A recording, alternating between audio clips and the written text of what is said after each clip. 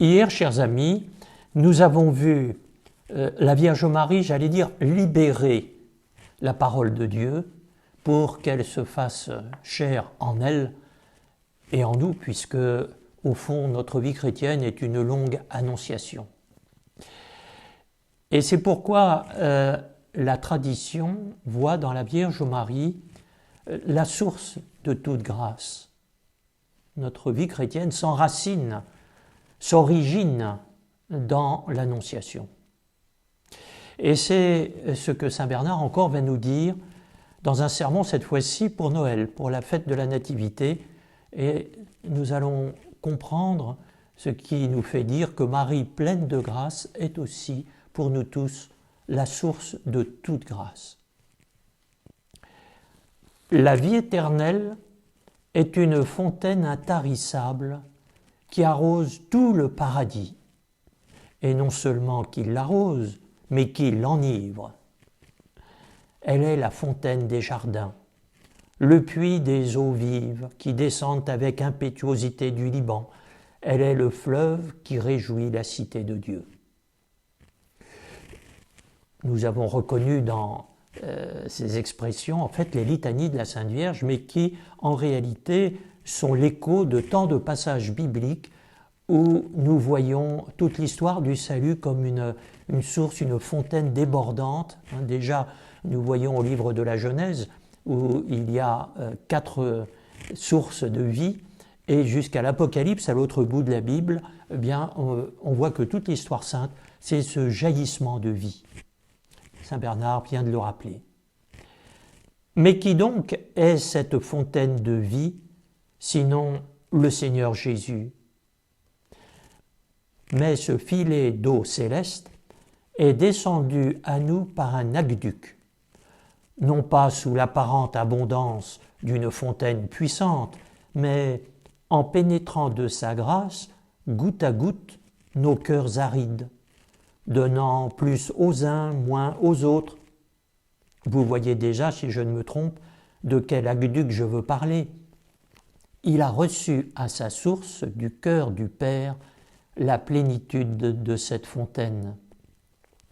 Et il nous l'a versée non pas telle qu'elle est dans sa surabondance, mais telle que nous pourrions la recevoir.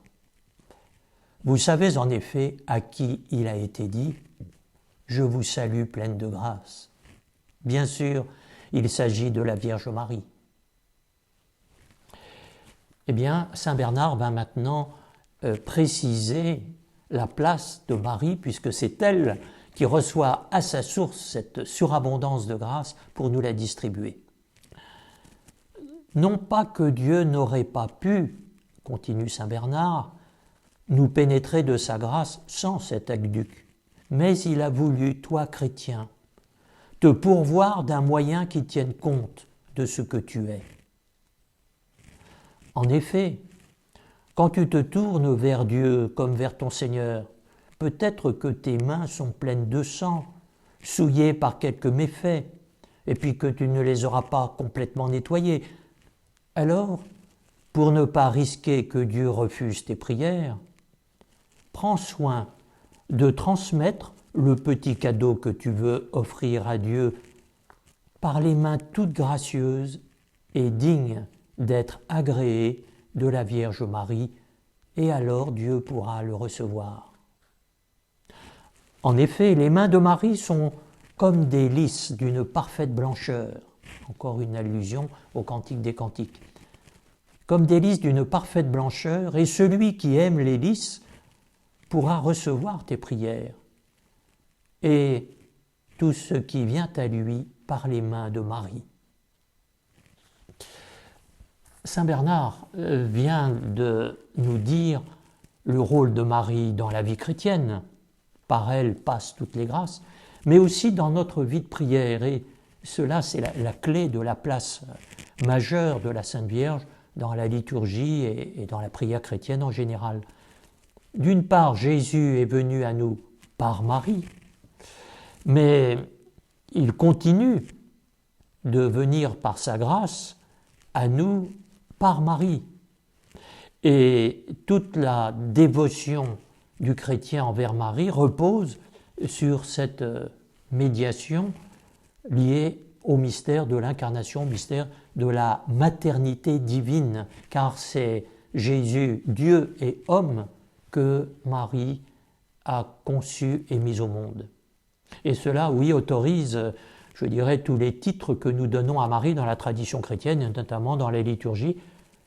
Et c'est comme ça que nous l'appelons Mère de la divine grâce, même si la grâce, c'est Jésus qui la donne, si elle est l'Esprit Saint. C'est comme ça que nous pouvons légitimement l'appeler Mère de l'Église, trône de la sagesse de Dieu, arche d'alliance, porte du ciel. Voilà, nous retrouvons les litanies de la Sainte Vierge. Mais non seulement Jésus vient à nous par Marie, mais Marie, qui est le canal, l'aqueduc, nous a dit Saint Bernard de la grâce, elle est aussi l'aqueduc de l'action de grâce, c'est-à-dire de notre prière qui permet, qui fait que nous disons oui, que s'accomplisse en nous le mystère de Jésus. Et l'homme va vers Dieu par le même chemin que celui qui permet à Dieu de venir vers l'homme. Prier Marie, c'est lui confier notre humanité pour qu'elle la présente à Dieu dans la perfection de celle qui est pleine de grâce. D'où cette image souvent reprise dans la tradition chrétienne de les mains pures de Marie présentent à Dieu ce que nos mains moins pures, en quelque sorte, n'osent pas lui présenter. Eh bien voilà comment, chers amis, toute prière chrétienne et prière mariale, explicitement ou implicitement, et 3 semaines avant Noël, eh bien, allons vers Marie dont les mains sont d'une parfaite blancheur, nous a dit Saint Bernard, pour que tout ce que nous apporterons à la crèche puisse être reçu par celui qui est devenu notre frère parce qu'il est né de la Vierge Marie.